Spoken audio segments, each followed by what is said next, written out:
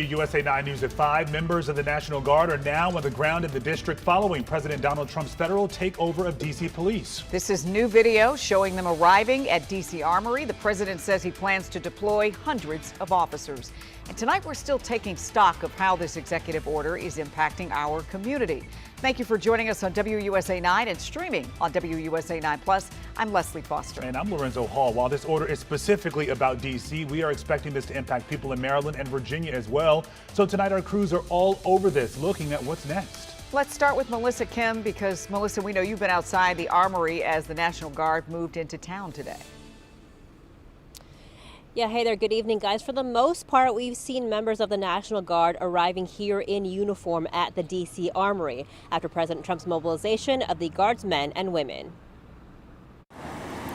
As members of the National Guard arrive at D.C.'s Armory, what I'm focused on is the federal surge and how to make the most of the additional officer support that we have. D.C. Mayor Muriel Bowser meeting with U.S. Attorney General Pam Bondi at the Department of Justice. Afterwards, the mayor and D.C. Police Chief Pamela Smith agree that D.C. and the federal government have the same goal. I am certainly the one who champions to ensure that we reduce violent crime across our city. That is why the mayor appointed me to do that job, which is why you've seen the reduction in crime across our city. Chief Smith adding that more personnel from the federal government working with district officers can only help.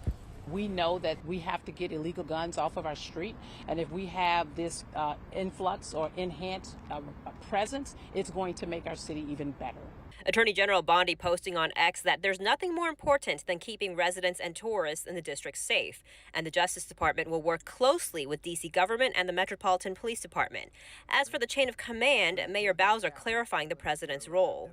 The president has the authority by virtue of the statute to request services. Our organizational chart, how we do business, how we fund the police, how we make changes, none of that has changed. Chief Smith echoing those sentiments. I answer to Mayor Muriel Bowser. And let me just say this, let us not have any controversy with that, okay? Because I know people want to build upon and create division. We're here to work together with our federal partners, and that's what we're going to do.